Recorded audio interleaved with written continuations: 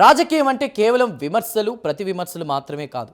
ప్రజా ప్రయోజనాలే అంతిమ లక్ష్యమైనప్పుడు అహంకారాన్ని, భేషజాలను పక్కన పెట్టి తల వంచి వేడుకోవడానికి సిద్ధపడాలి. రాష్ట్రంలో అధికారంలో ఉన్నది ప్రతిపక్ష పార్టీనే కావచ్చు, కానీ అభివృద్ధి శిఖరాల కోసం తెలంగాణ ముఖ్యమంత్రి రేవంత్ రెడ్డి దేశాధినేత నరేంద్ర మోదీని కలిసిన విధానం ఇప్పుడు దేశమంతా హాట్ టాపిక్. రాజకీయాల్లో కొత్త వరవిడికి శ్రీకారం చుట్టారు సీఎం రేవంత్. మీరు గతంలో గుజరాత్ మోడల్కు మన్మోహన్ సింగ్ నుంచి మద్దతు పొందారు కదా, అలాగే ఇప్పుడు తెలంగాణ మోడల్కు కూడా సహకరించండి అని రిక్వెస్ట్ పాలిటిక్స్లోనూ తనదైన విభిన్న శైలిని ప్రదర్శించారు. గ్లోబల్ సమ్మిట్ ఆహ్వానం నుంచి కీలక ప్రాజెక్టులకు సంబంధించినటువంటి భారీ వినతి పత్రం దాకా పక్కా ప్లాన్తో వెళ్లిన ముఖ్యమంత్రి వ్యూహం ఏంటి?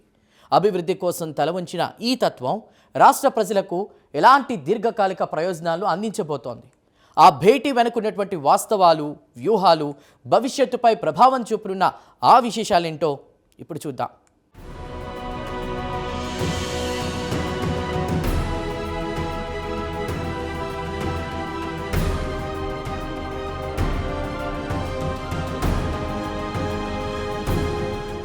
తెలంగాణ ముఖ్యమంత్రి రేవంత్ రెడ్డి తన పాలనలో అభివృద్ధికి రాజకీయ అడ్డంకులు లేకుండా ప్రజాశ్రేయస్సుకే ప్రాధాన్యమిస్తూ కేంద్ర సాయం కోసం ప్రధాని మోదీని వినమ్రంగా అభ్యర్థించారు. ప్రధాని సంకల్పించిన వికసిత్ భారత్ 2047 జాతీయ లక్ష్యానికి అనుగుణంగా తెలంగాణను $3 ట్రిలియన్ ఆర్థిక వ్యవస్థగా తీర్చిదిద్దే సంకల్పాన్ని ముఖ్యమంత్రి వ్యక్తం చేశారు. తెలంగాణ భవిష్యత్తు కోసం రూపొందించిన తెలంగాణ రైజింగ్ 2047 విజన్ డాక్యుమెంట్ గురించి ముఖ్యమంత్రి ప్రధానికి వివరించారు.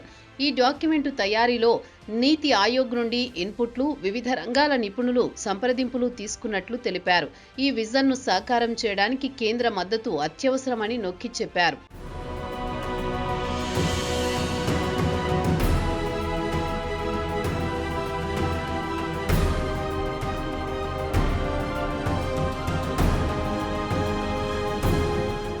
విజన్ డాక్యుమెంట్ను ఆవిష్కరించేందుకు హైదరాబాద్లోని భారత్ ఫ్యూచర్ సిటీలో ఈ నెల 8, 9 తేదీల్లో నిర్వహించనున్న తెలంగాణ రైజింగ్ 2047 గ్లోబల్ సమ్మిట్ హాజరు కావాల్సిందిగా ముఖ్యమంత్రి రేవంత్ రెడ్డి, ఉప ముఖ్యమంత్రి భట్టి విక్రమార్కలతో కలిసి ప్రధానిని ప్రత్యేకంగా ముద్రించిన ఆహ్వాన పత్రికను అందించి కోరారు. ఈ సమ్మిట్ను దేశానికే పేరు తెచ్చే కార్యక్రమంగా భావించడం సీఎం యొక్క విశాల దృక్పథాన్ని సూచిస్తోంది.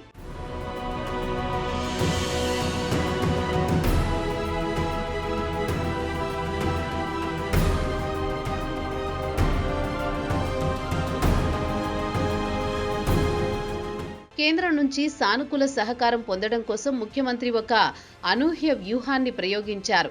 నాటి ప్రధాని మన్మోహన్ సింగ్ గుజరాత్ ముఖ్యమంత్రిగా మోదీ ఉన్నప్పుడు గుజరాత్ మోడల్కు మద్దతు ఇచ్చినట్లుగా తమకు కూడా సహకరించాలని ప్రధానిని అభ్యర్థించారు. కేంద్రం సహకారంతో తాము కూడా తెలంగాణ మోడల్ను సృష్టిస్తామని చెప్పారు. ఇందుకు ప్రధాని మోదీ సానుకూలంగా స్పందించి సహకారం అందిస్తామని హామీ ఇవ్వడం కేంద్ర రాష్ట్ర సంబంధాలలో కొత్త వరవడిని సృష్టించింది.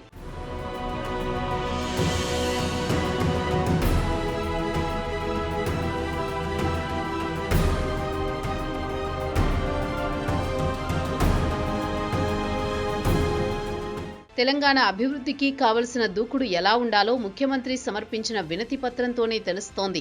అభివృద్ధి పనులను నిధుల కేటాయింపులో భాగంగా హైదరాబాద్, బెంగళూరు, చెన్నైలను కలుపుతూ బుల్లెట్ రైలు ప్రాజెక్టును మంజూరు చేయాలని కోరడం.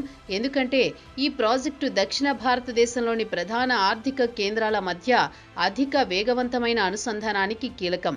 హైదరాబాద్ మెట్రో రైల్ 2వ దశ విస్తరణకు అనుమతులు, నిధులు ఇవ్వాలని విజ్ఞప్తి కూడా చేశారు. 49,848 కోట్ల అంచనా వ్యయంతో రూపొందించిన ఈ ప్రాజెక్టును కేంద్ర రాష్ట్ర ప్రభుత్వాలు జాయింట్ వెంచర్గా చేపట్టడంలో కేంద్రం సాయం తప్పనిసరి.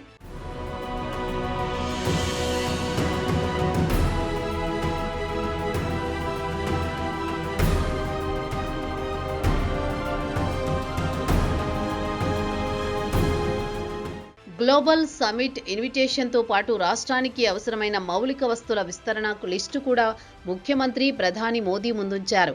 రీజనల్ రింగ్ రోడ్డుకు సంబంధించి 3 ప్రధాన అభ్యర్థనలు చేశారు.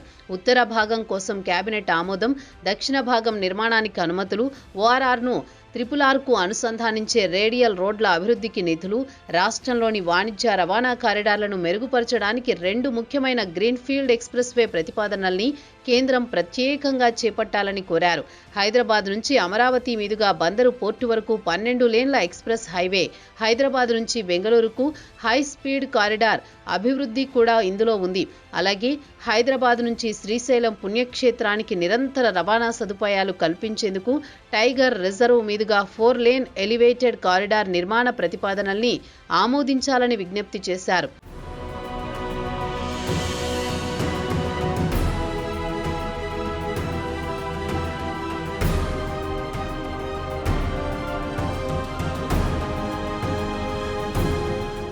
తెలంగాణ మోడల్ సృష్టికి, వికసిత్ భారత్ లక్ష్యాల సాధనకు కేంద్రం నుండి పూర్తి అండదండలు లభిస్తాయని ఆశాభావాన్ని బలపరిచేలా ముఖ్యమంత్రి రేవంత్ పక్కా అభివృద్ధి ప్లాన్ను ప్రధాని దృష్టికి తీసుకువచ్చారు.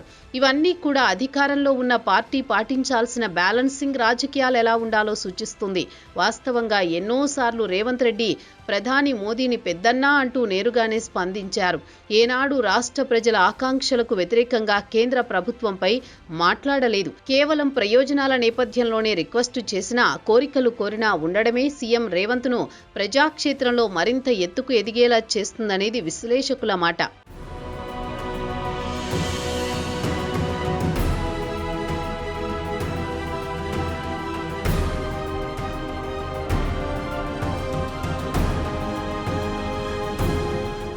ముఖ్యమంత్రి ప్రతిపాదించిన ప్రాజెక్టుల జాబితా కేవలం మౌలిక వస్తుల కోసమే కాదు, రాష్ట్ర భవిష్యత్తు, ఆర్థిక వృద్ధిని దృష్టిలో ఉంచుకుని రూపొందించబడింది. మెట్రో రైల్ 2వ దశ విస్తరణ ప్రాజెక్టులో కేంద్రం వాటాను జాయింట్ వెంచర్గా పంచుకోవడం హైదరాబాద్ను ప్రపంచ స్థాయి మెగాసిటీగా నిలబెట్టడంలో కీలకం. అలాగే బుల్లెట్ రైలు, ఎక్స్ప్రెస్ హైవే కారిడార్ల ప్రతిపాదనలు, ముఖ్యంగా బందరు పోర్టు వరకు అనుసంధానం తెలంగాణను దక్షిణ భారతదేశానికి లాజిస్టిక్ హబ్గా మార్చగల సామర్థ్యాన్ని సూచిస్తుంది.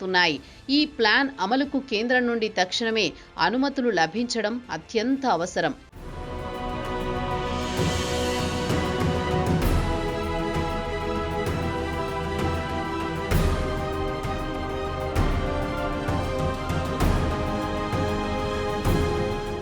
తెలంగాణ అభివృద్ధి కోసం ముఖ్యమంత్రి రేవంత్ అనుసరిస్తున్న ధోరణి రిక్వెస్ట్ పాలిటిక్స్ అనే శైలి విశ్లేషకుల అంచనా ప్రకారం అత్యంత ప్రభావవంతమైనది. ప్రతిపక్ష పార్టీగా ఉన్నప్పటికీ కేంద్రంతో ఘర్షణ వైఖరిని విడిచిపెట్టి నిర్మాణాత్మక సహకారం కోరడం ద్వారా ఆయన తనను తాను ప్రజా ప్రయోజనాలే ప్రథమమనే నాయకుడిగా స్థిరపరుచుకుంటున్నారు. ఈ సమతుల్య రాజకీయమే ప్రధాని మోదీని కూడా రాష్ట్రానికి అండదండలు అందిస్తామని హామీ ఇచ్చేలా చేసింది. ఈ పరిణామం రాబోయే రోజుల్లో కేంద్ర రాష్ట్ర సంబంధాలలో కొత్త అధ్యాయాన్ని లిఖించడం ఖాయం.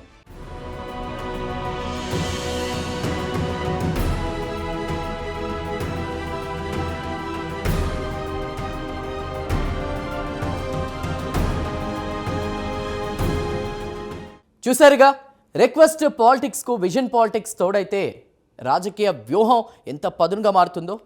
తెలంగాణ ముఖ్యమంత్రి రేవంత్ రెడ్డి తన అభివృద్ధి దూకుడుకు ఢిల్లీ అండదండలను జత చేయడంలో తొలి అడుగు విజయవంతంగా వేశారు.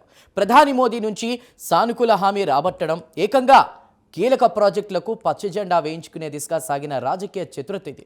వినయంగా వేడుకోవడం ద్వారా ముఖ్యమంత్రి కేవలం రాష్ట్రానికి నిధులు మాత్రమే కాదు, బ్యాలెన్సింగ్ పాలిటిక్స్లో తన పట్టును కూడా నిరూపించుకున్నారు.